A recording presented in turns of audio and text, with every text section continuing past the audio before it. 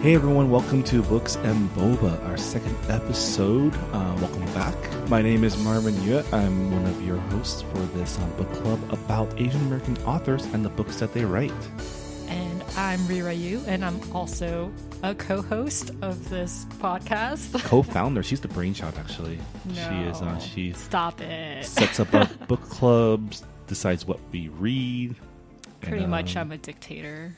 So just read this book. I didn't say that. I said no. I know. I'm as a just person joking. who doesn't normally read, it's been good to have someone tell me what to do.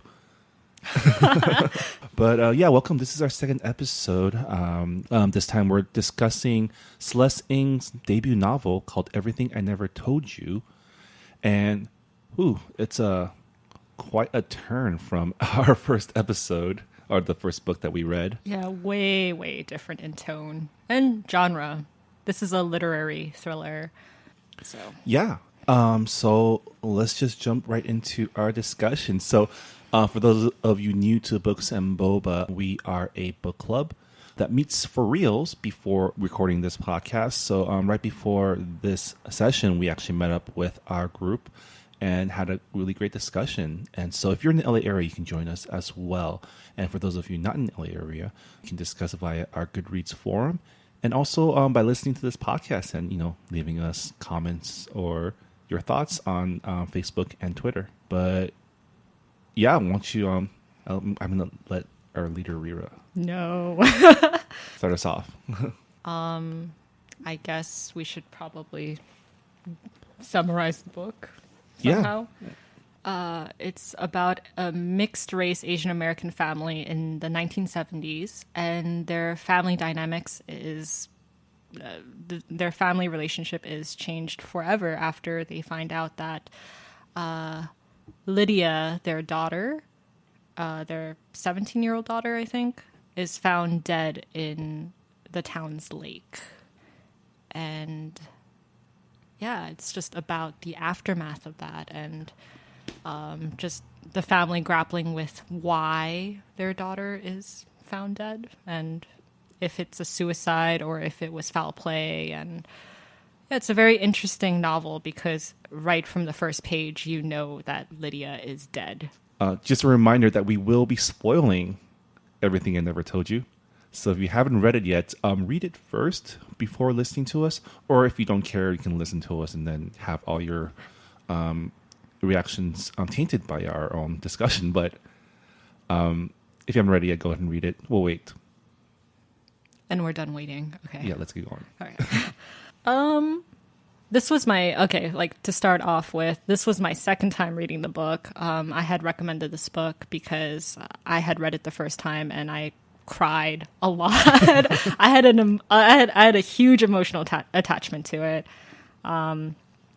But yeah, where do you want to start off with? I guess opening impressions. For me, definitely, I don't usually cry during any form of media. Mm-hmm. I did feel many times that I had to reread certain passages just to, because there was an emotional heft to it. And I guess for me, what's the most interesting thing about this book is that it's not at all an immigrant story. No, it is which not. Is it's a second generation story in the world of Asian American that's set in media.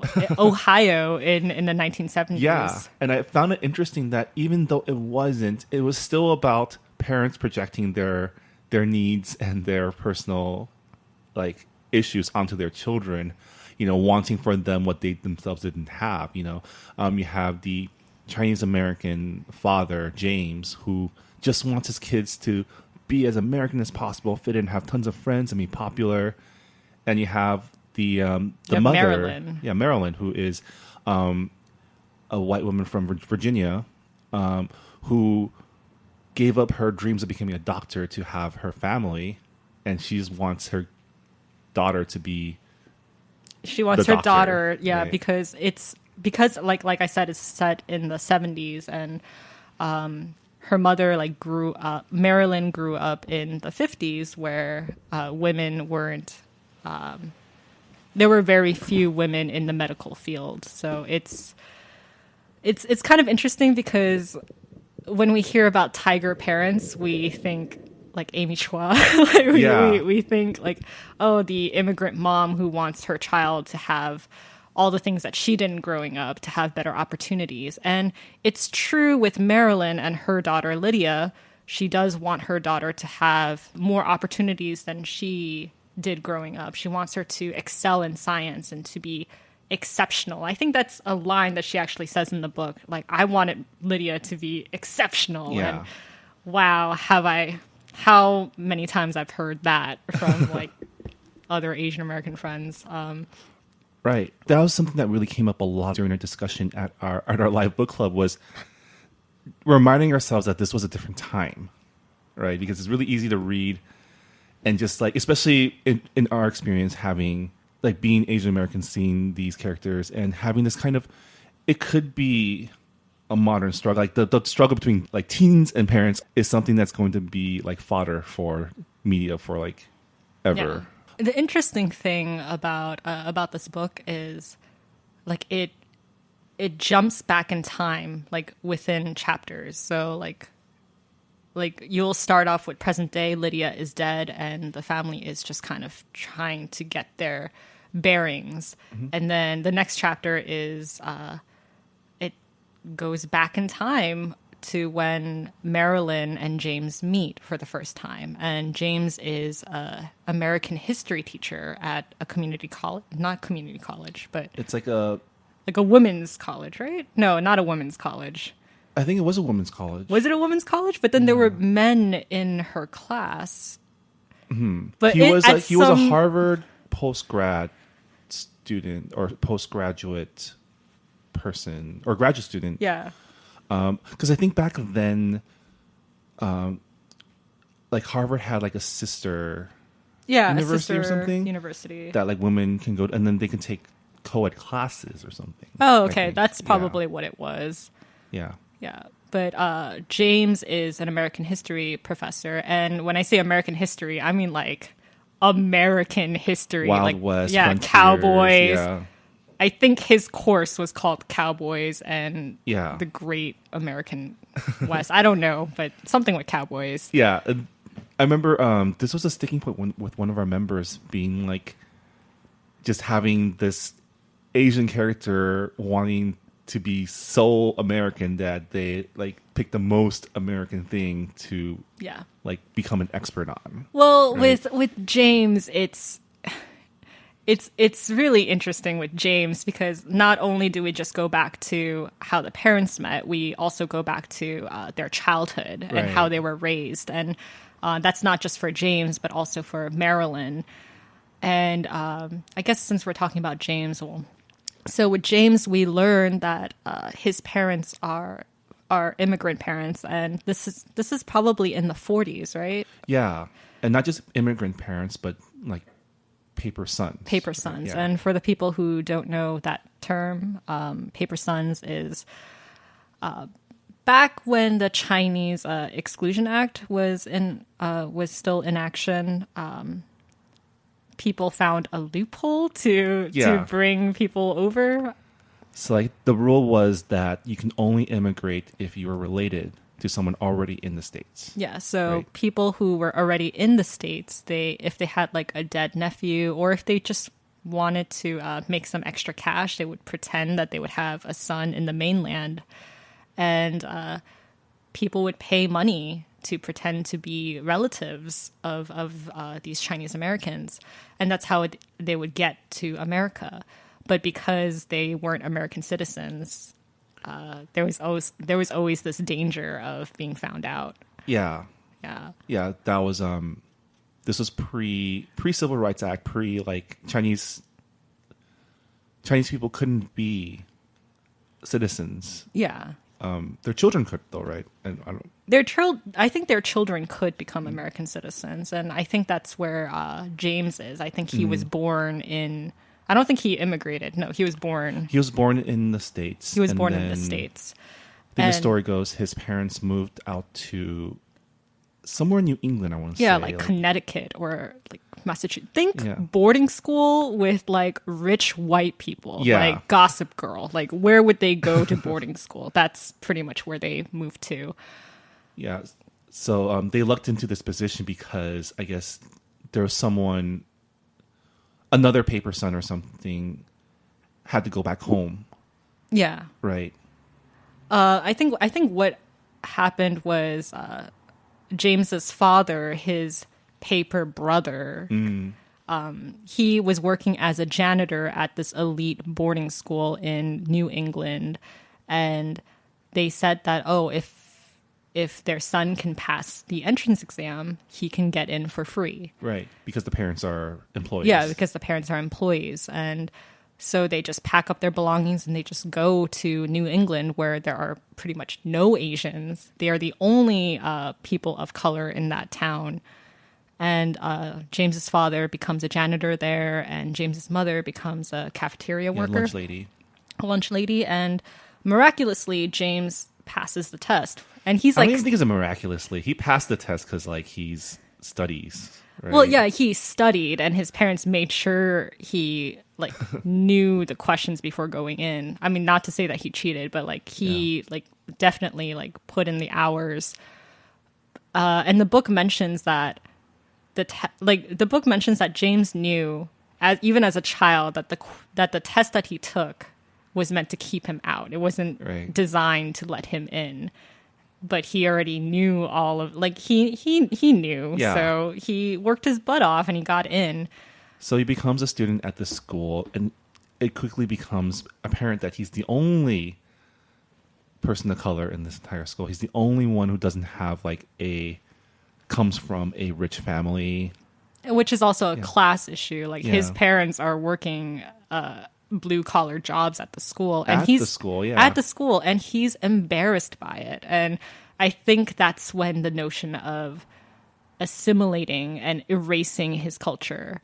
I think at one point in the book he says that he stopped talking in Chinese to his parents, but even way before that he stopped talking to his parents at all. And I think that influence is carried out to his like the way that James raises his children, because he suppresses a lot of his own emotions, and he has a very complicated relationship with his son particularly. Yeah. But then he marries Marilyn, who has her own set of identity issues. Identity baggage. I guess switching gears, Marilyn, she's, she grew up in an era where women weren't given a lot of choices. They were expected to become homemakers and wait on their husbands and always put their family's demands ahead of their own wishes. And her mother was like a home ec teacher, and like her father had left the picture long ago. Yeah, and she was very much also like influenced by her parents. Yeah, by not wanting to be her mom. Yeah, which is kind of a common thing, like you see your parents and you just don't want to turn out like them. Yeah, and so she always wanted to learn. She wanted to be a doctor, right? She wanted to be chemistry. A doctor. She wanted to. Even in high school, like she wanted to sign up for woodworking class, woodworking instead of home ec, and then she got mansplained out of it, right? Yeah, she got mansplained pretty hard, and even when she got into college for like the pre-med track, she encounters boys who are always well, even because this was back when the stereotype was that women go to college to meet eligible mates, right? To get their MRS degrees.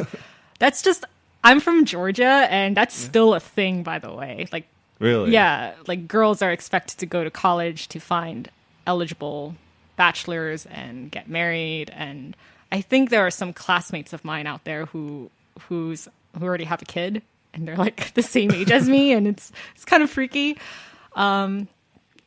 But yeah, she goes to college and she meets James because James is her professor. For the cowboy class. Yeah. And she's attracted to James because he's different. She thinks that he'll understand her because he's quote unquote Oriental. Yeah. That was a word that kept, Yeah.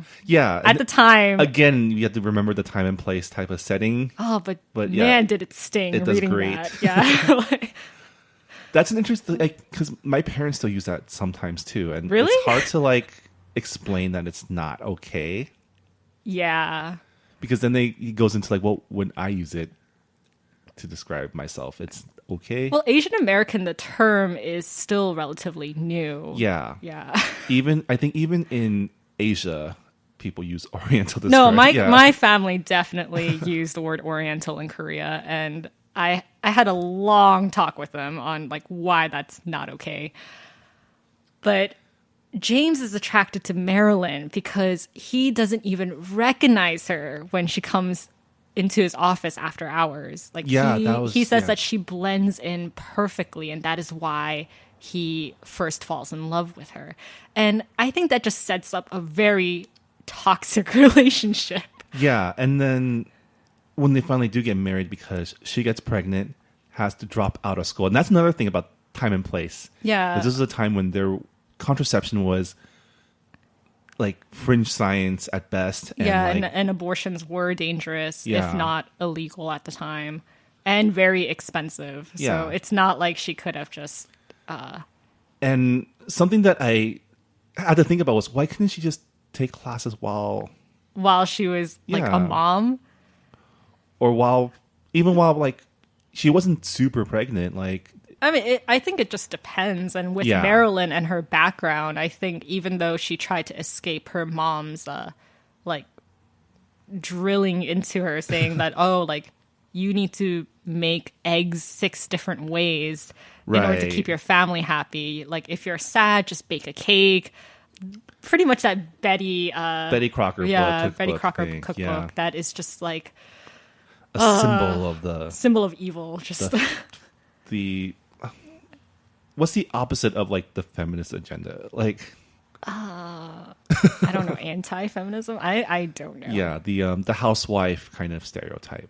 But yeah, so they get married, and then this was another pivotal moment in, I guess, James's and Marilyn's relationship that will come back later on. Later on, yeah. That was the first time she introduced her mom to James.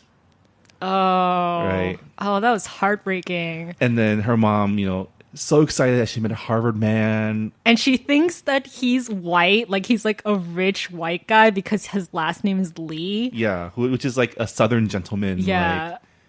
They're very, very famous Southern family, right? Fought in the War of Northern Aggression, Yeah. and, things like that. And then has a total meltdown Yeah, a total Yeah. meltdown. when she finds out that James is Asian. Yeah. I mean, this is also shortly after interracial marriage actually gets passed as In Loving versus Virginia. That was that's only Virginia, yeah. Yeah, that was only a couple of Yeah, this was a time a year or two before James and Marilyn get married, I Yeah. think. Yeah. where it was a Supreme Court case. It was a Supreme right? Court case. That made interracial marriages legal in Yeah. the United States. I mean, before then, in Virginia, in the state of Virginia, which is where the Loving case takes place, you couldn't even have interracial sex. The police staked out in front of the Loving family's house, hoping to bust in while they were having sex so they can arrest them. But when they bursted into their house, they were just sleeping in bed, and they had the marriage certificate above their above their bed, and that was taken into evidence to arrest them and say oh, you can't marry because you're black and he's Yeah. white. There's a movie coming out. You Yeah, guys, there's a lot of- It'll come into the public consciousness soon. This whole story of the Lovings. But yeah, I mean, she pretty much tries to talk her out of it at the courthouse and screams think of your children. You'll regret this in the future. Your children will never fit in. Yeah. And I guess in a sense it is true because everyone in the Lee family regardless of race, they feel like an outsider at one point. Right. With Marilyn, she feels like an outsider because she feels like she didn't attain her potential, like she was supposed to be this doctor and she's not. And with James, he's constantly trying to assimilate, and he's so super conscious of how different he is, and he wants his children to be like the perfect American kids, but they're not. They're mixed. They're kids.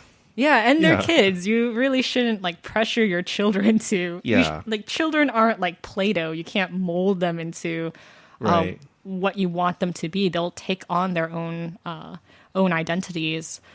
So let's talk about the children then. Yeah, Lydia. You want to start with Lydia or start with Nathan? Lydia or Nathan? Let's start with Lydia. Lydia, because she is the central character. She's the reason why there's a story. There's a book in the first place. So Lydia is the middle child. The second daughter, or the older daughter. The oldest daughter, yeah. Of James and Marilyn. And she immediately is... so the book does something super interesting, which is basically you're able to jump into everyone's point of view. Yeah, it's not a first-person view. Everything's written in third person, so the reader gets all the information, and the characters are kind of left scrambling. Yeah, so which makes it frustrating sometimes because the reader understands that like just what they should say. Yeah, the book is called Everything I Never Told You, and you like from the very beginning you understand why it's called that, because it's like, why don't you just sit down and talk about your feelings, and none of this would have happened, or maybe it would have happened anyway. I don't know, but and we can talk about how it all ties into like communication, mental health therapy, all that stuff. We can talk about that later on. But Lydia, the first chapter sets up that the whole family, like she's kind of like the golden child. Yeah, right. And we're introduced to her without even meeting her in the first chapter because she's already dead. Yeah. And we're introduced to her by like her mom going into her room, and we see this perfect picture of like this pretty popular girl who gets straight A's and who's taking college courses and wins science fairs. And I don't know about you, but like as soon as I read that, I was like, no, there's no way. Like no one can be that perfect. And parents never know their child completely. So I didn't know at that point that it was like, I thought it was like, oh, like maybe Asian tiger dad or something. I didn't know it would still be the mom. The mom, right? But yeah, like, I thought it was the most interesting thing is that, and then we had the big talk about how genetically is this even possible, but the book describes her as having blue eyes and kind of taking after her mom more than her dad and other siblings, meaning that she, to borrow a term from, the Black community, like presents as more white, even though she is obviously mixed and not white. Yeah. Right. And it doesn't really help her to gain friends either, because they still think of her as this Chinese girl, even with blue eyes. But this becomes a sticking point with her father. Oh, yeah. Right.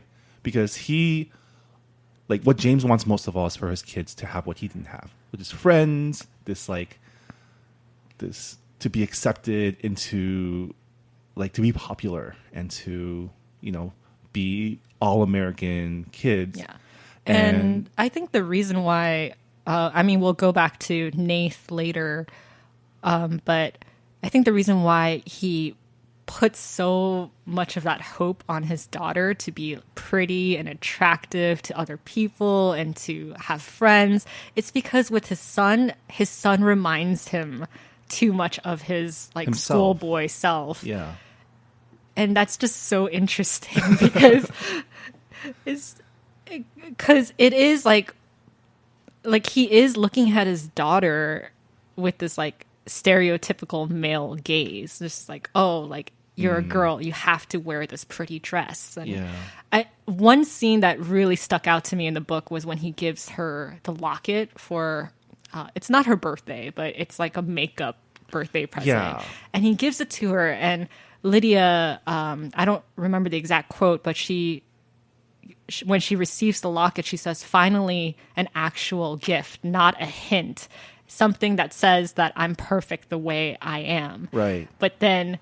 Because she's used to getting gifts from her mom. And her mom always buys these medical books that she, like, clearly her mom just wants for herself. And I think she actually steals those books back. Her father also gives her books that, like, he wishes he had when he was her age. Yeah, right? Like, on how to make friends, how to be popular. Yeah. And that's just like, yeah, like... I, like, laughed so hard when he gave her those books, and he's so proud of himself. He's like, oh, like...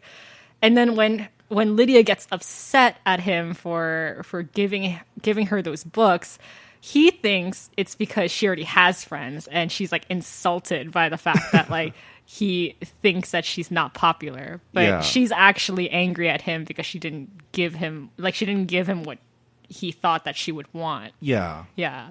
Yeah. But, like, back to the locket scene. Went up. Like, she thinks that it's truly a gift. It's something that he bought thinking about her. But what it actually was like, oh, like, I heard that girls nowadays are wearing silver and it'll help you, like, gain friends. And it's like the thing, it's like the trend. And that's when she realizes it's just...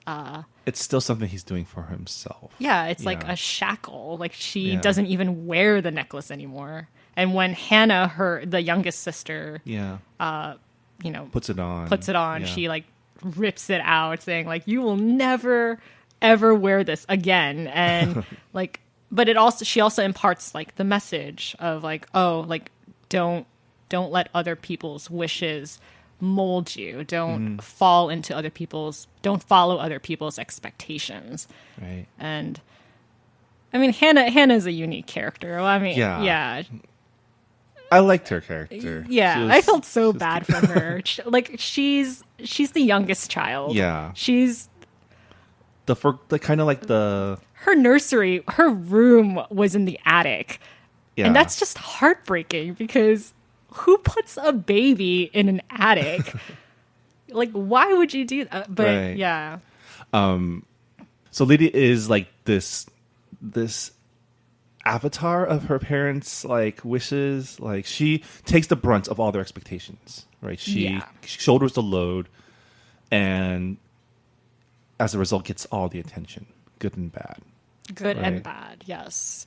And that leads to a complicated sibling relationship with her brother, Nath. So let's talk a little bit about Nath. I thought it was really weird that he's the oldest child and he's a son. Yeah. And he doesn't get any attention. Or at least he only gets negative attention. That's when you know it's a second generation story. Yeah, like with Nath, he grows up to be just like James, like kind of bookish, kind of awkward, lanky, not totally athletic. Yeah. Like there's this, I remember there's a passage where James just wants him to be good at sports, tall, be a basketball player. And I think Nath ends up being super into space. Yeah, he's science. Yeah, space and science, and like to his dad, it's not enough. Yeah, and like, and the weird thing about James and Nath's relationship is James knows that he's saying such harsh criticisms to his son. Yeah, and like, but it's become a reflex to him to criticize his son, and he never apologizes for it. So that was a big thing like that affected one of our live book clubbers today, was just how much of a dick James was to his son all the time. And the sucky thing is, and like this is where we can talk about James's character too, like him wanting to be, or his like toxic masculinity-ness of needing to be strong and needing his son to be strong as well, or like not. Like, whenever he like whenever his son gets, bullied or picked on, like inside his inner monologue, James is always thinking, I know what that feels like. He knows he should like comfort his son, but ends up just like kind of making a really bad dad joke or a dad joke. Yeah. Yeah. I think I'm trying to look for the passage. I don't think I'll be able to find it. This book is very, very long.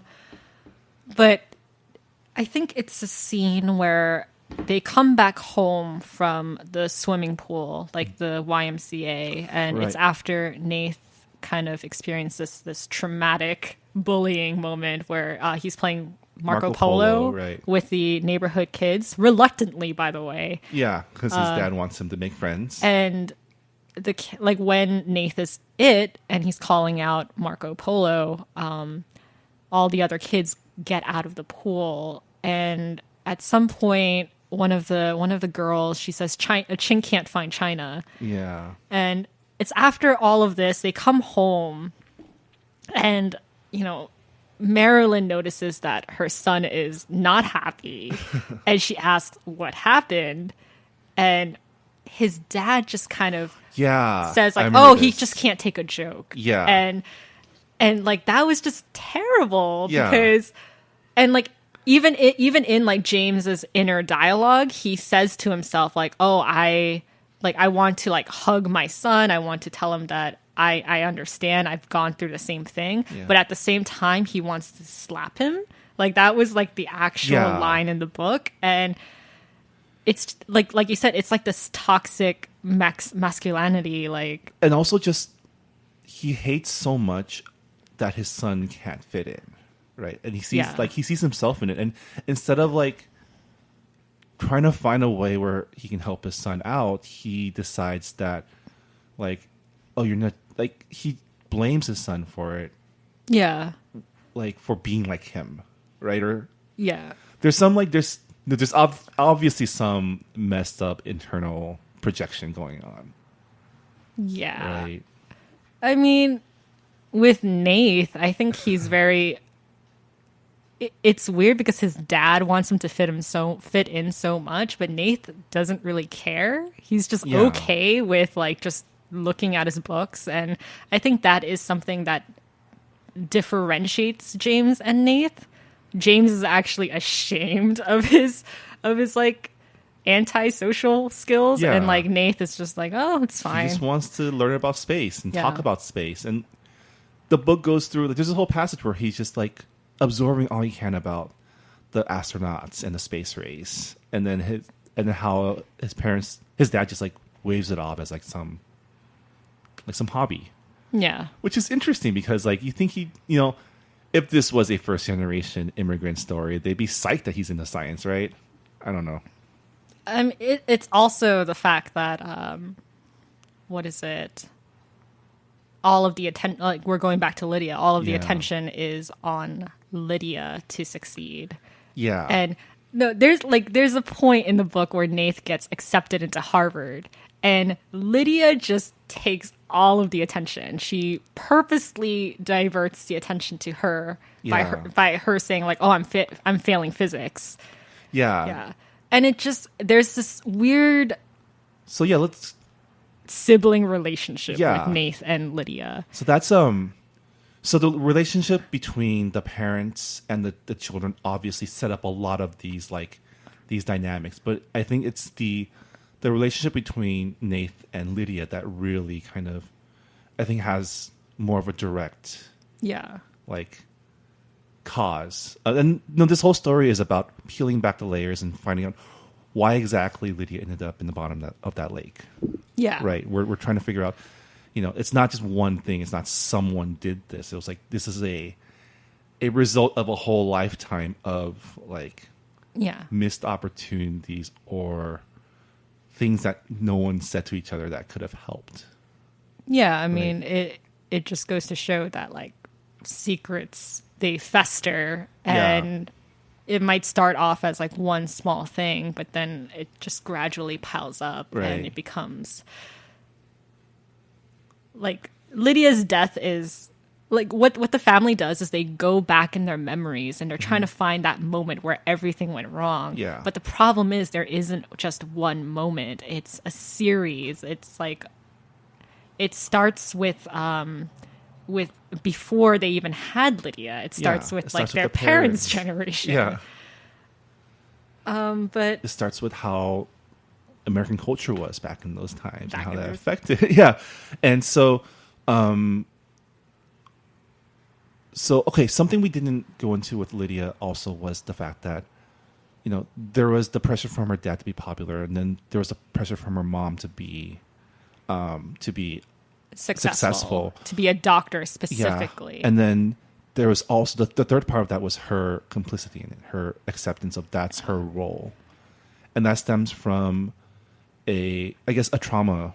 Yeah, it's definitely trauma because, first spoiler. I think this is the first spoiler. We've been spoiling the entire. If you're listening to this right now, like it's too late. You were warned. You were warned. This is Marilyn. She this is before she has Hannah. Yeah, and she finds out that her mother has passed away, and she goes back to Virginia and she's cleaning out her mother's house. And just being at her mother's house, she realizes that she's become exactly like her mom. She's found a man. She's settled to being a homemaker. Not just become her mom. She's become what her mom wanted her to be. Yeah, what her mom wanted her to be, which is just to like marry a man and settle down and have children somewhere. And she realizes that she hasn't, like, she's just not happy with her life. And I think that, I mean, she goes back home, but only for like a month or so. Yeah. And she prepares to leave, and she like, you know. Well, she also goes, so the other thing that happens was she goes out for a drive, right? And ends up in a hospital. Oh, yeah. Where she sees one of their neighbors, Dr. Wolf. Yeah, Jack's mother. Who we haven't talked about. Jack is another third character. Like, he's like a side character. Yeah, he's a supporting character that like is a through line. Yeah. His family.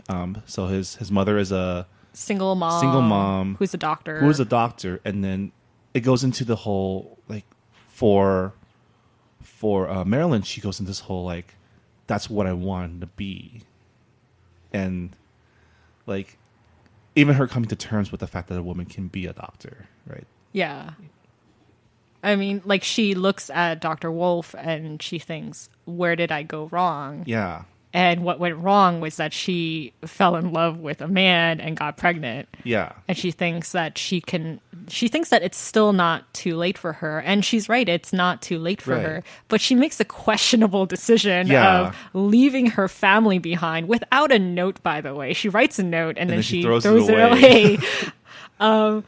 And she just leaves her family in limbo. Like they're like just stuck in this phase of like, is she coming back or is she just not ever going to be our mom again? She thinks it'll be better if she just leaves. Yeah. And they'll deal with it. They're strong. Yeah. You know. I mean, it goes back to the title, like Everything I Never Told You. Like if she had, like, I feel like there would have been still trauma, but I think there would have been less of an impact because if she had left a note saying why she left, it wouldn't have been left to speculation, and it wouldn't have led to Lydia thinking that it was her fault, that she wasn't a good enough daughter, that she expected too much of her mom. Like her mom, like she finds her mom's cookbook, which was her grandmother's cookbook, and she finds all these annotations in it, and all of the annotations are like that cookbook is terrible.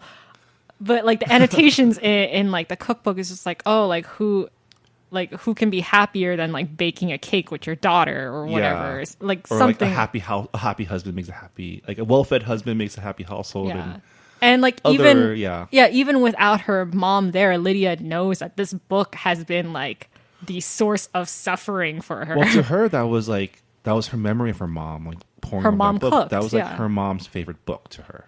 Yeah. Right. And then she goes through and realizes that no, her mom hated that book. Yeah. You know?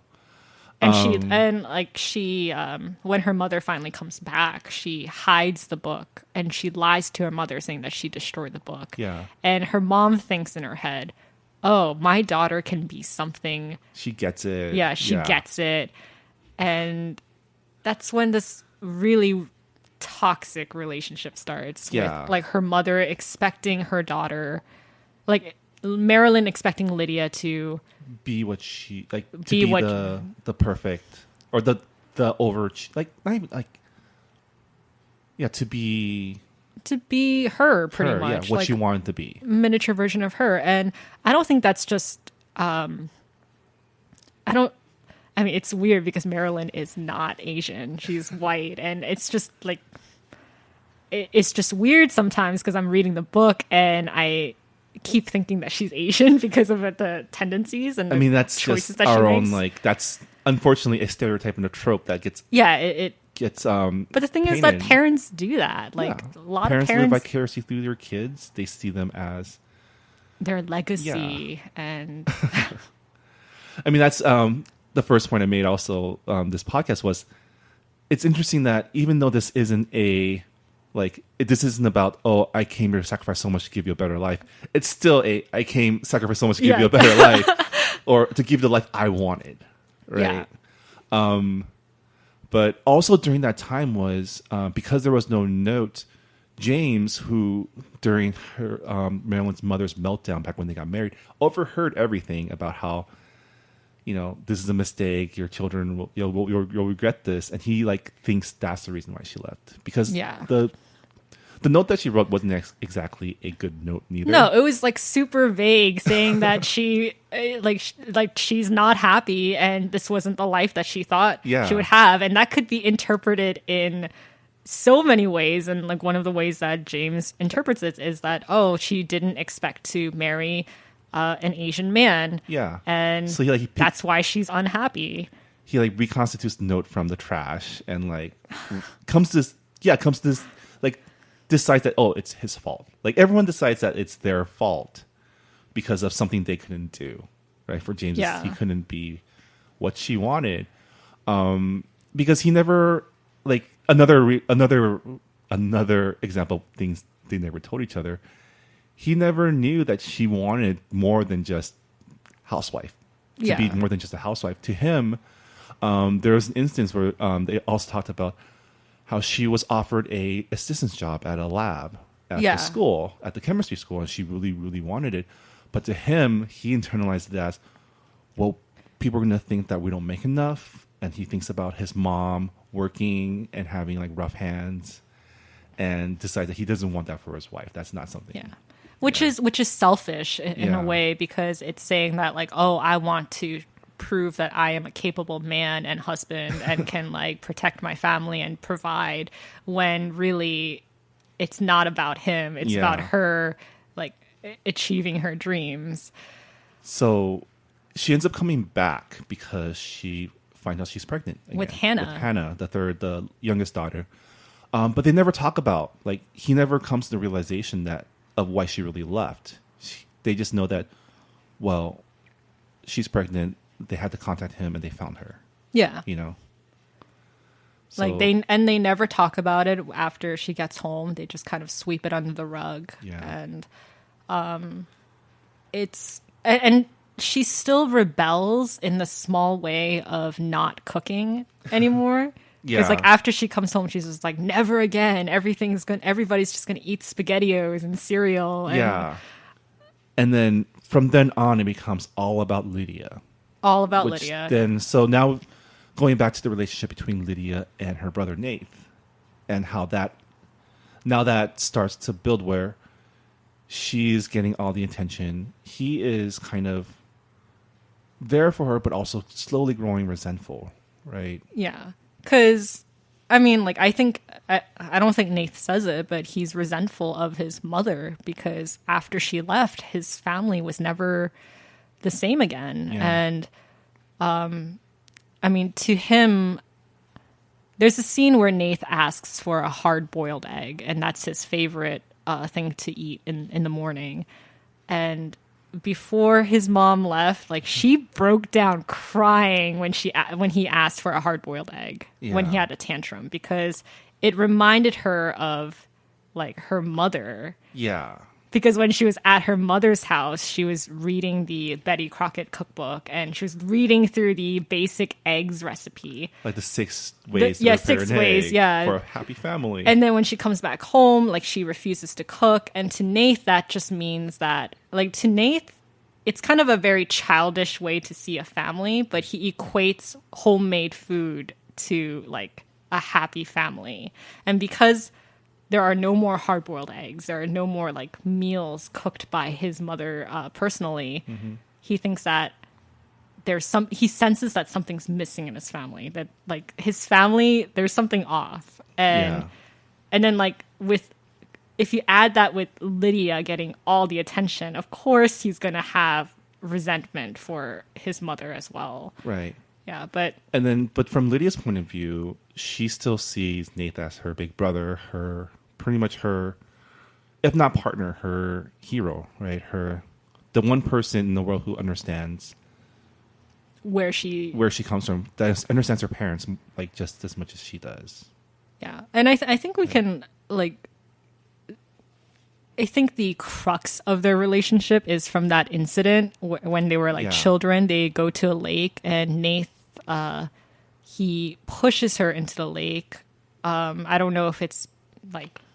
I think it was the first time that jealousy, that resentment kind of came to the surface, where he was frustrated that his mother, they don't pay attention to him anymore, that Lydia's all they care about. And they're very young, so it's understandable that he would push his sister who doesn't know how to swim. But he like understands immediately that. Well, I think this is right before their mom came back, right? Was it right before? No, I think it was right after. It was like right after, and like Lydia was getting all the attention, right? Okay, yeah. Because that would make more sense. Yeah. But like as soon as Lydia goes into the water, he realizes what he's done, and he realizes that. I think I have the actual thing. I have the actual quote. He says, "Whenever he remembered this moment, it lasted forever, a flash of complete separateness as Lydia disappeared beneath the surface. Crouched on the dock, he had a glimpse of the future. Without her, he would be completely alone." And then ahead, he says, he and his parents and their lives would spin into space where she had been. They would be sucked into the vacuum she left behind. So he understands that without Lydia, his family would even go into bigger chaos. Right. And then with Lydia, she views Nath as her savior, the one person who will always bring her back from the brink. Right, because he jumps in right afterwards. And even then, when she got pushed in, from her point of view, she was welcoming it. Yeah, she was grateful. And they both realize at that moment that the attention that Lydia is getting, it's too much for her. She doesn't want it. Yeah. But she's accepting it because she wants her mother to stay. To her, that's the family. Yeah, I think the really messed up thing about Marilyn's parenting with Lydia is that every time she kind of pushes her dreams of being a doctor onto her daughter, she always ends it with, "Only if you want to." Right. Very passive-aggressive. Yeah, only if you want to be happy. And the thing is, Lydia can say no, but because of that trauma when she was a child, she thinks that her mom is just not going to be there if she says no. Right. So she keeps saying yes, even though she knows that, I think there's a scene when she's 6 years old and she's at the table and her mom's giving her math questions. And she knows that in the distance, the problems are going to get harder and her the books are not going to have pictures anymore. Right. She already knows at this young age that she can't live up to these expectations. And she can feel her mother's pressure on her, and she just says yes. And I don't know if that's definitely not just an Asian American experience. That's just anybody with parents who have that. I mean, you think about all these stories about stage parents and helicopter parents, and things like that. Like it's definitely it's not an Asian thing, but for a lot of, maybe it's a cultural thing for Asians, education is where that manifests a lot, right? Yeah. Because that's for Asian culture, especially East Asian culture. Education was how you advanced in society. Look at James. Like, he advanced because he Yeah. passed that test to that elite boarding school. Yeah. Yeah. So he jumps in and saves her, and from that moment on, like, there's that passage where, like, he would always remember pushing her, but she would always remember him saving her. Yeah. And that becomes that becomes another asymmetrical thing that we as readers see, but them as characters don't see, is like Nathan doesn't see how important his support was to her. Yeah. And at the same time, Lydia doesn't know how Nath sees her. Yeah. And like, So this turns into, so fast forward to them as teens, which is the worst part for any siblings close in God. age. If you're both teens in the same time in the same high school, like, not a good scene. oh, really? I wouldn't know. So Yeah. yeah. But he gets into Harvard, Yeah. and then basically he's a senior, she's a junior or a sophomore. Anyways, they're both in high school, and he starts preparing for the future, leaving home. Like, it's all he ever wanted, because screw my parents, like, they don't care about me. I'm going to be free from everything. And then she starts realizing that in a year, Nath will be gone. And there will be no one to Yeah. support her through all of the. Yeah, and then she starts to realize that Nath doesn't feel the same way, right? Mm-hmm. And then so she starts like kind of punishing him for it. By She rips up his acceptance letter to Harvard, and she tries to hide like subsequent correspondences from the school, and then she starts hanging out with like his rival. his frenemy. Jack. Well, not Yeah. frenemy because they're not friends, but Yeah, yeah. I mean, like frenemy. I mean, But- Jack wanted to be his friend. yeah. I mean, the revelation later is like Jack's actually In love with Nath, and so all these times that Nath feels that was Jack mocking him for like pretending to be his friend or trying to be nice, was actually him actually trying to Trying make to an be effort. nice, yeah. But there's all this tension between the siblings that just gets like wires get crossed, miscommunications, and you see, like it's typical teen stuff, really, Yeah. between siblings. But in the context of this kind of this family dynamic, kind of creates a really, really, it puts her in a bad place. And you mentioned that you saw signs of like mental illness. Oh yeah, like in Lydia, right? I mean, I think the reason why I like cried when I read this book was not. I mean, the writing is beautiful, the prose is gorgeous, but I projected a lot of my own personal baggage onto the characters because, in my family, I am pretty much Lydia. Like, I am the child where my parents put all of their hopes on me, and I mean, and it's not exactly the same thing, but I have two younger brothers and they're autistic. So it was kind of like, oh, she is our only option. So like, I totally understood why, like, I totally understood Lydia's feelings. And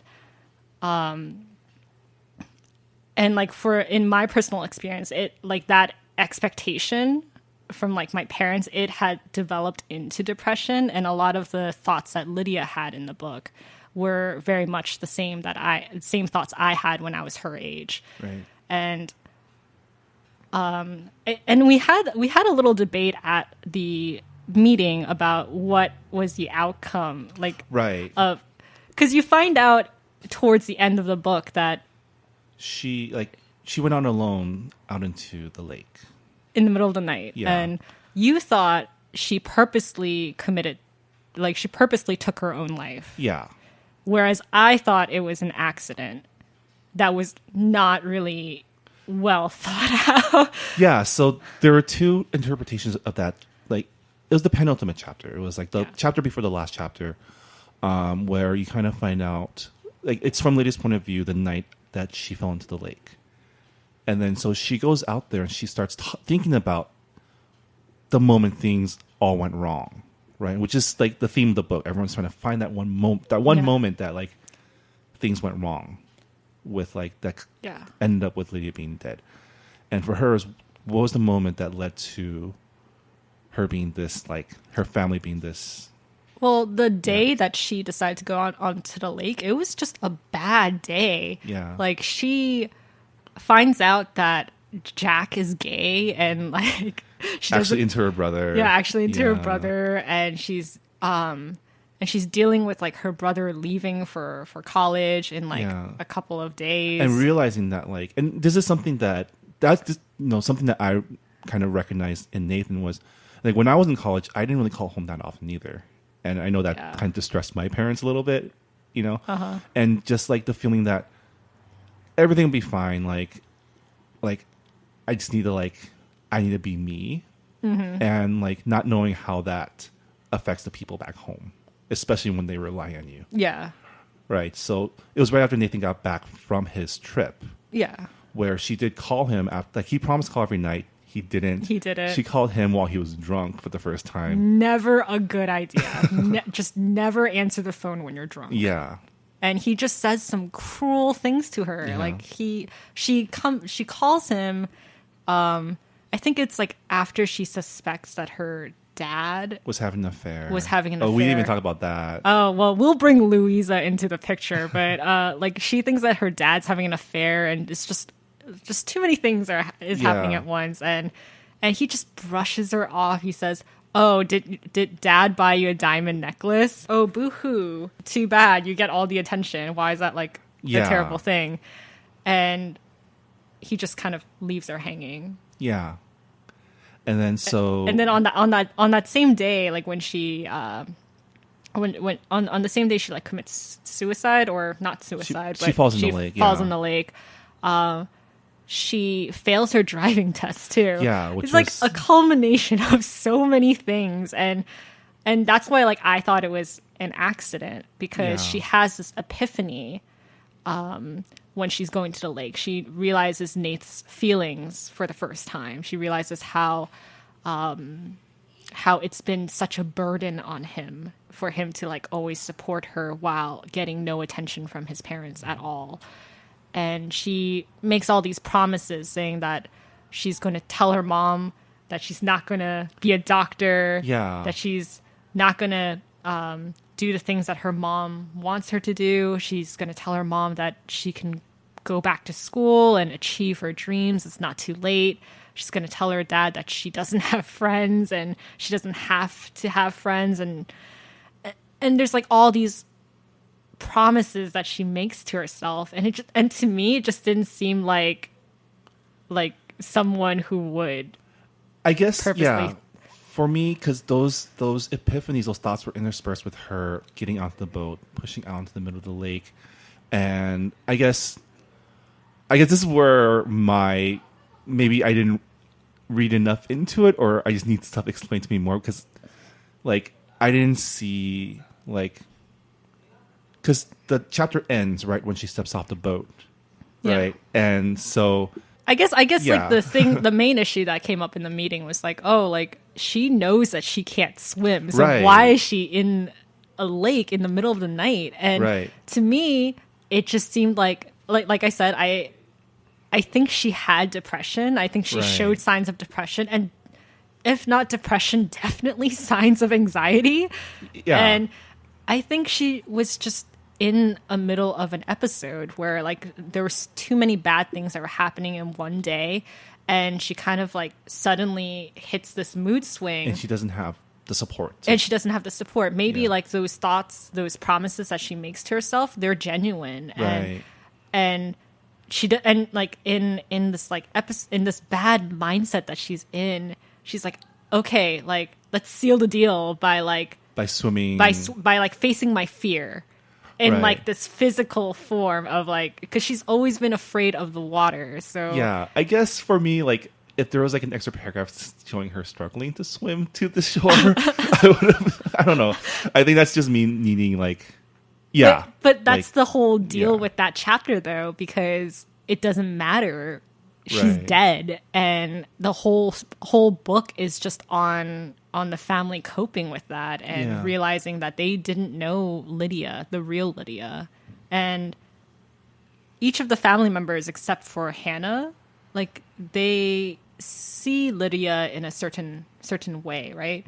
Like one of the most heartbreaking scenes, I think, was when James called all of Lydia's supposed friends, and he Yeah. finds out that she has no friends. And then with like Marilyn, she finds the cookbook and she realizes that her daughter lied, and Yeah. it wasn't science that her daughter loved, it was her, and Yeah. she put all these expectations on her. And then with Nath, like he realizes things with Jack, like Yeah. she wasn't sleeping with him and she wasn't just doing things to Like they all react in different ways. different ways to grieve, definitely. And again, the interesting thing is the asymmetric information. Like we already knew that she didn't have friends because Nathan knew. Yeah. So when her dad was talking about Nathan, knew like, no, that's full of shit. Yeah. You know, like they already knew what they were going to find. So yeah, we didn't really touch on Hannah. Yeah, let's talk about Hannah really real quick, quickly. yeah. So Hannah's the baby sister, kind of the forgotten one. The forgotten one, yeah. And it's really, really something that I really enjoyed, even though it's a little sad, was the different, like how sibling dynamics were expressed, and how in typical normally in these stories, like the baby is usually the one that gets all the attention, but in this one she's kind of like, because Lydia's getting all the attention, she's kind of just to the she side. comes after the family dynamics had changed. Yeah. And she's just kind of like this. She's literally like the accident. Right? Like she's careful not to disrupt the relationships that are already formed. Like she was born after her mother ran away. She doesn't know what Nathan and Lydia went through. She doesn't have the memories. And she's the reason her mother came back.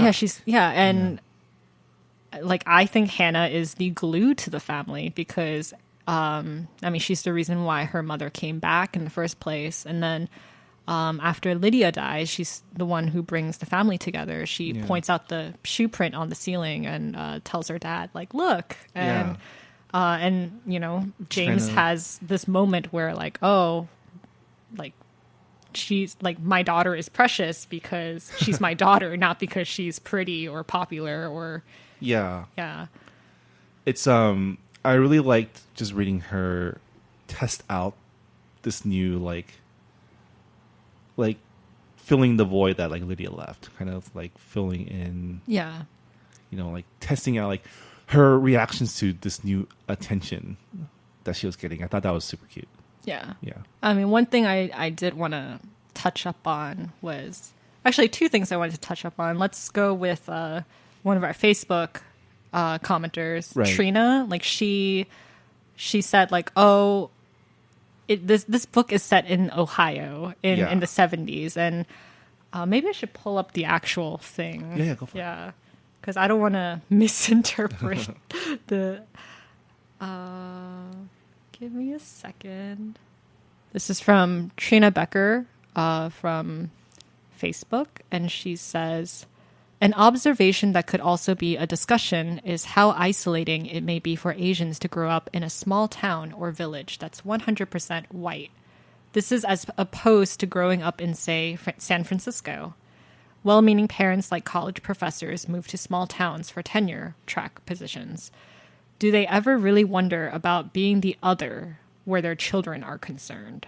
It's really interesting because I have a friend that this exact thing happened. Like, really, her parents moved to Indiana for work, and then she became the only Asian in her community, like in her high school. Yeah.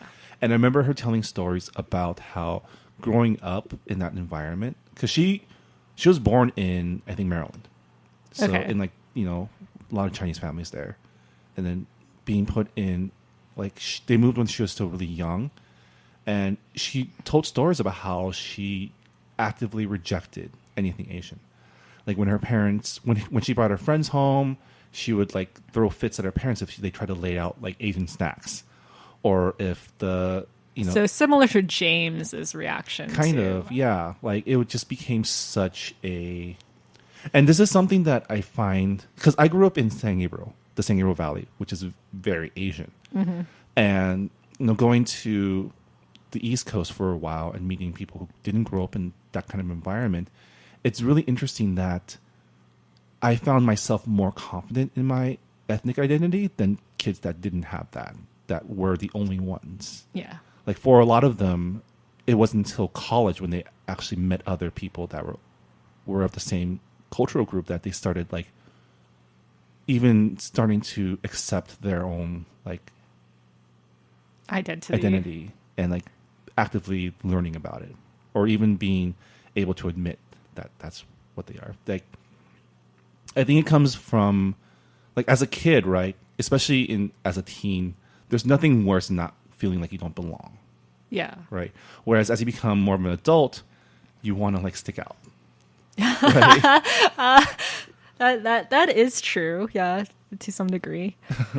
I think with our parents' generation,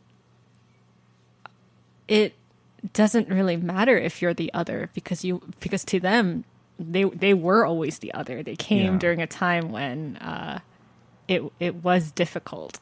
Right. Yeah.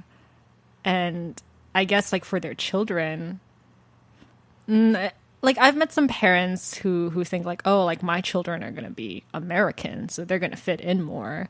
And then there are like other parents who, stick to ethnic communities and they say, oh, I don't want my child to forget where they came from. Yeah. Yeah. I think it really depends on the parents' experience in America. Their own kind of idea of what it doesn't mean to be successful. Is being successful assimilating? Yeah. Or is assimilation a part of being successful? Yeah. Right. And I think that's the one, like if that's a value that they hold, then they're going to encourage you to assimilate. And if it's not, then I don't know. It's not going to be as big a deal. I mean, like just speaking from like my own personal experience, like I am an immigrant. I immigrated to the States when I was little, and my family immigrated here. My mom was around my age actually when she came here, and that's kind of mind-boggling. But my dad, he is like, he speaks English. He's not completely fluent, but he's semi-fluent. He runs his own business. And to him, it's kind of been more of assimilation. Like, I think he's told me, like, when I was still going to college, he's like, oh, write movies that white people will like. That's how you'll make money. But, like, I leaned into the Asian American experience, and I don't think he's ever really understood that. And I think that's a common problem. I mean, I get that from my parents, too. Like, my dad's super into music, but he is, like, he does make comments like, well, like an Asian American can never be as big as a white, because that's not like, they're very, I think it's a very market based approach of things. Like it's like when you're an immigrant coming in, or if you're like an outsider, right? Fitting in is a survival technique, not sticking out. And like, that's the history of Chinese food, right? In America, is cooking stuff that the white man will eat and pay you money for, so you can buy clothes and food for your kids and your family, right? And I think that's very much an ingrained like story in our Asian American like collective narrative, right? And it ends up feeding into the whole model minority thing, right? Yeah. I mean, for like going back to the book though, like I think James didn't even consider the fact that his children would be the other, because he has this moment when he reads like a newspaper clipping and it says, oh, like children of mixed race families like struggle to find belonging. And he like has a meltdown after that. And like, I guess to him, it was just kind of like a given, because his wife is not Asian. His wife is white, and he just thinks that his kids have this free ticket into fitting in. But Yeah. that's not the case. Even if you were of the same ethnicity, fitting in is hard. Yeah. Yeah. I think something that talking to not just my parents, but also from some of my friends talking to their parents, like we think of our parents about how everything they do is for us, for their kids, for the family. But the truth is, like when they were young, they were thinking about themselves a lot, right?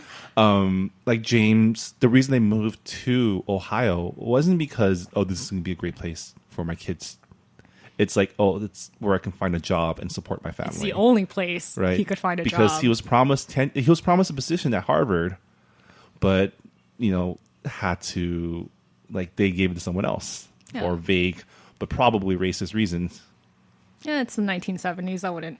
Even now, it's still a problem. I still see articles about Asian American professors trying to find tenure, and they get passed over. Especially as like a American history. Yeah. Which brings me to the point of, if the story was set in 2016, how different would it be?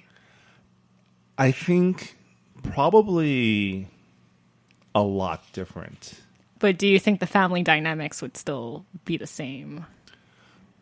I think, well, okay, so if we're going to, if all the relationships are the same, we'd have to recast James's parents as members of the 1980s wave of immigrants, which is different than the paper, like the 1940s. Which is Louisa's generation. Yeah. Louisa, the woman that James has an affair with. His teaching assistant. Yeah, teaching assistant. Which is weird because Marilyn was his student, and he was just like, no, I'm sorry, you're my student. I can't have like a romance. And then now, and he has sex with Louisa on the day of his daughter's funeral. That was just like very hard for me to swallow. Yeah. But I mean, there's this whole thing where she is so confident, not confident, but she is much more comfortable, I think is a better word, about her Chineseness. Like she cooks. Yeah, she cooks Chinese food. She lives on her own. Like when people come up to her and like say like racist slurs like chink, she kind of brushes it off. Whereas like James, he's kind of been embarrassed. Yeah. There's like more of an owning up to it than James. Because like the 70s and 80s, that wave of immigration from China and Taiwan were a lot of times people were here for grad school. They were white collar workers. They were educated. They were here to fill skilled positions because that was how you got a visa, right? Mm-hmm. And that's how my family came to the States. That's pretty much how my family came. Yeah. So I think that would have made a little bit of a difference in terms of James's upbringing. Yeah. I mean, I still feel like he would have that strained relationship with Nath. Like he would still. Yeah. I mean, like if he still went to boarding school in the middle of nowhere in like New England with a bunch of rich white kids, I feel like that would still mess him up. That would still mess him up. But in terms of Maryland being like interracial marriage, as this might become not taboo, still culturally iffy in some circles. I read that interracial marriages with Asians, like that didn't become widely accepted until 1997. Really? Yeah. Okay. So it still would have been a little iffy. I kind of wish our friend Scott was I here. know, he's right? An Asian man who married a white lady. I'm pretty sure he's like yelling at us right now. Please comment with your no, don't impressions. But yeah, like. And I think in terms of the kids dynamic, back in the 70s, there was no internet. Like your world was your neighborhood. Yeah. Right. And I think that has like, as sucky as people can be on the internet is still also a place where you can find others who share your experiences for better or worse, because there's some dangers of being in the echo chamber as well, especially, you know, when it comes to, Like, I feel like Nath would have found like an early space forum, and it's just like a bunch of guys talking about like astrophysics and like becoming an astronaut. And then with Lydia, I feel like maybe she would have connected more with people because she's not the only like Chinese girl at her school, but I don't know. Like I think her struggles was mainly with her relationship with her mom. Right. So I feel like she still would have had the same problems if her mom still pushed her to become a doctor. Right. Because like we said, the parents wanting their children to be what they could have Family been troubles is go not, deep. yeah, is not something that has gone away.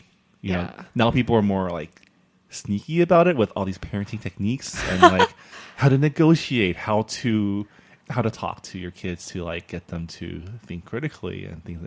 I'm sure Marilyn would have been one of those parents who like reads all the latest studies on how to parent. I mean, it brings us to the question of like Marilyn, like would she have gone back to college, taken the courses? Would she have gotten an abortion with Hannah and just or even with Nath? Or even with Nath. I think that that is definitely like they even mention it in the story how this is like years before they even come up with the pill. Yeah. Right. I mean, like birth contraception like that it existed. Yeah, it just was sketch. It was super sketch. Like it was really sketch with a lot of side effects. So it's understandable, but with Marilyn wanting to become a doctor, I feel like she would have been educated on her choices. Yeah. But at the same time, like I know women who have done this and like they're like not from the same generation as like I know women who have I guess I can just say my mother because my mother did give up her career for me. And very early on in our relationship, in our mother-daughter relationship, like she did push a lot. Funny enough, my mom wanted to be a doctor. My mom wanted to be a doctor, but then she chose to go to music school and she wanted to be a singer. And from like my early childhood, I remember her like wanting to mold me into this prodigy musician. I specifically remember her saying that there are two types of geniuses in the world. Like people who are born as a genius and people who like work hard to become a genius. Yeah. And like I remember that being like drilled into me. And so that's actually the opening line of one of my business professors back in business school. He would say, there are two types of people in this room, or there's two types of people in this world: people who are geniuses and people who work really hard. I assure you, none of you are geniuses. Oh my god!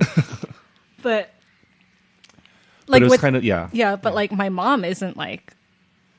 I mean, she is like younger, and like I've known people who've like voluntarily given up their careers for their children. Yeah. But then I don't know. I think the era of I mean, given her character though, like for her, I think they made it a point to say that she didn't have a choice. Yeah, she didn't have a choice. Right, in terms of like medical viability. So maybe, like if we were to take this historical fiction, which is set at a certain time for a reason. But she's also from Virginia. Like she's from the South though. But she definitely has like those like feminist leanings though, like those early true. feminist leanings, you know? It's hard to say. I mean, there's a reason why this book is set in 1960s, 1970s in Ohio. Yeah, if it took place today, it would probably just be James, Dr. Marilyn, and Hannah, because like Lydia and Nate would have not existed probably. I don't know.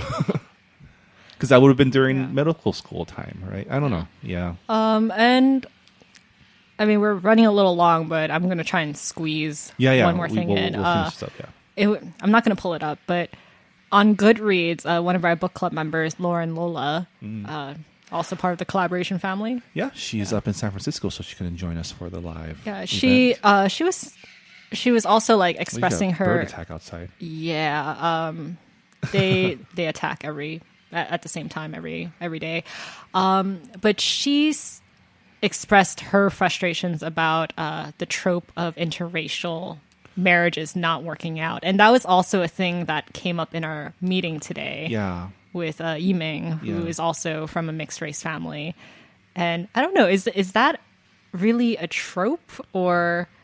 So part of me wants to say that for this type of story, there needs to be that kind of drama.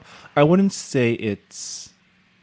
I think the author in this instance does a good job setting up where that conflict comes from. Which is I mean, not as a talking. standalone novel, I think it works. But then if you think about like books with interracial I can families, So as a not avid reader, I don't have the context to make that call, but I do see where it can be lazy, because if you're looking for places where, or if you're looking for sources of drama, it's pretty easy to say a cultural like kind of conflict, right? Not having the same background or not having having different values. I think for me, it comes down to like, if it was just because, oh, you don't understand Chinese people, that would have been really like, oh, that's kind of lame.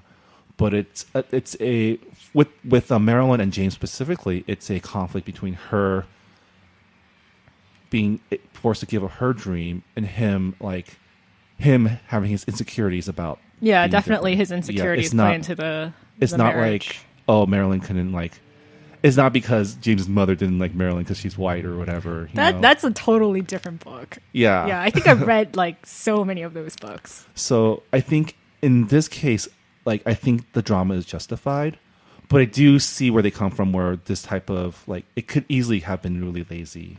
Yeah. Like, this conflict. I mean, if you think about it, like even with our last pick, heroine complex, Evie Tanaka, who is of mixed race background, her father is missing from the picture, and like their mom is dead. Yeah. So I think there is this tendency to have family drama in interracial like families and in literature, but I personally can't say because I haven't read enough of those books to say, but I think it's half that and half just. I think it's also a. So I don't know if this is the case. Maybe your readers can fill us in. Like, when it comes to like black and white interracial marriages as well, is it that kind of thing? Because to me, it also is a little bit of like, there's a little bit of rep sweats that come into it, where like maybe as we get enough, because I think that was another thing that came up, was the fact that why does James have to be such a dick, right? Yeah, and why does he have to be such like a stereotypical Asian man who is like quiet and represses his feelings and like unleashes his like masculinity in like a really toxic way? But at the same time, like, why not, right? And so I think wanting there's something to be said about wanting this story to be a accurate representation of your experience. Yeah.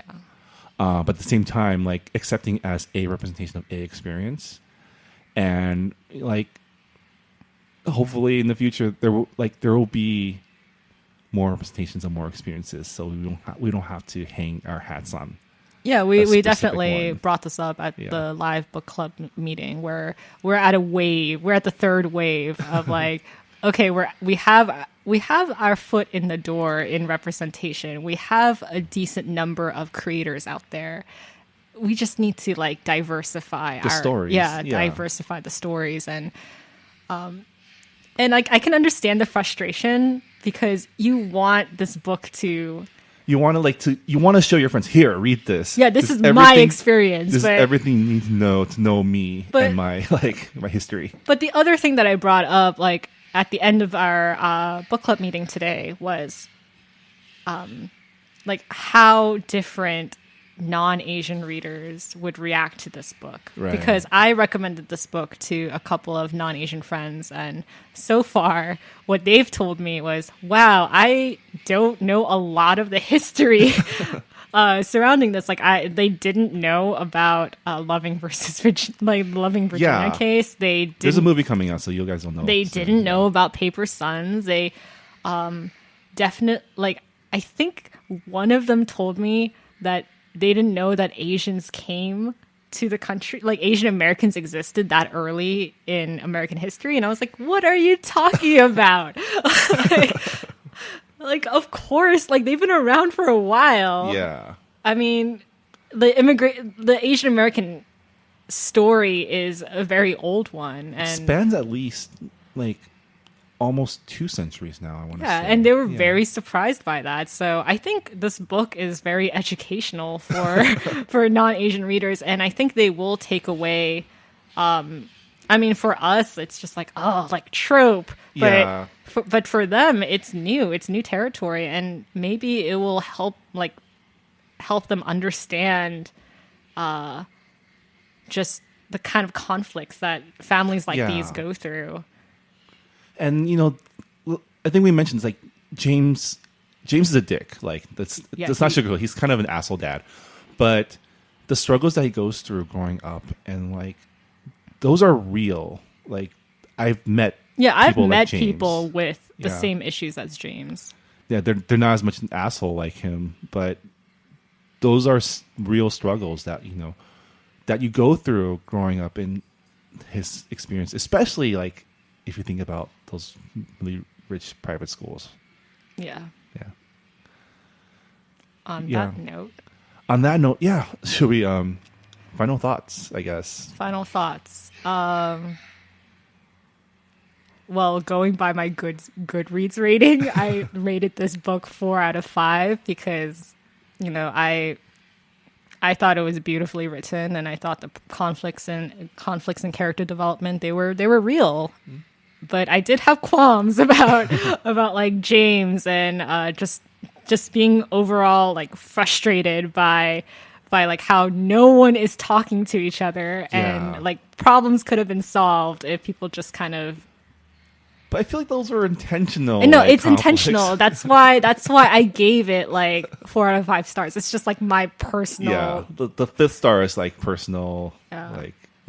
I think for me, it's definitely I go more of a thumbs up, thumbs down rating system. It's like if there's a thumbs up, as in people should probably read this. Yeah, I mean, I think I told you, Rira warned me that this is a heavier read than Horror Complex, and and that it'll take me a little bit longer, and it did. It took me 2 nights instead of 1 night, but.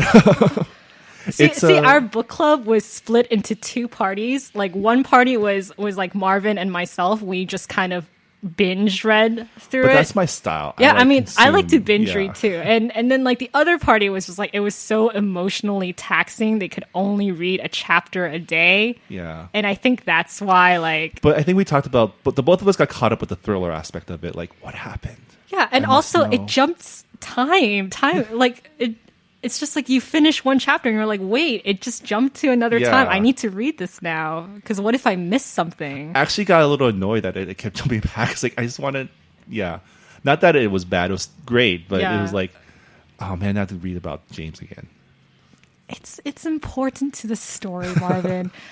Anyway, we've decided on, or should I say I've decided. Rira has decided on what our next month's book is for the Books and Boba book club. So we will be reading a graphic novel, and the graphic novel is Monstrous by Marjorie Liu. Hopefully I pronounced that correct. Liu?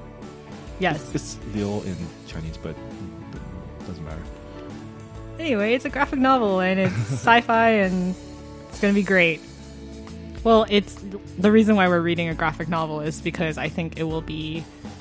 It's a big holiday. It's a big holiday month, and after you finished your turkey and stuffing, and wrap up with a nice, I don't know. I spend longer reading graphic novels because I just kind of like take in all of the illustrations. But for some people, they just kind of skim through. But I've heard great things about Monstrous, and I am very excited to talk about it next month. Awesome. Well, that was our talk on Everything I Never Told You a book by Celeste Ng, published by the Penguin Press. We both recommend it. And yeah, if you want to contribute more to this discussion, please give us a post on our Facebook or Twitter or on our Goodreads forum. There's a growing thread there with everyone's thoughts. Please be mindful of spoilers, so please make use of those spoiler tags for people who haven't read it yet. And yeah, that's our episode for Books and Boba. This has been Marvin and Rira. Bye-bye. Thanks for joining us. We'll see you guys next month. This episode of Books and Boba was hosted by Marvin Yue and Rira Yu and produced and edited by Marvin Yue. For further discussion on the books covered at Books and Boba, please visit our Goodreads forum. You can find the link on our Facebook page at Books and Boba, as well as by searching for the group Books and Boba on Goodreads.com. Books and Boba is also a proud member of the Potluck Podcast Collective, a brand new collective of Asian American podcasts and podcasters. You can learn more about the collective as well as check out our founding slate of programs by visiting the website www.podcastpotluck.com.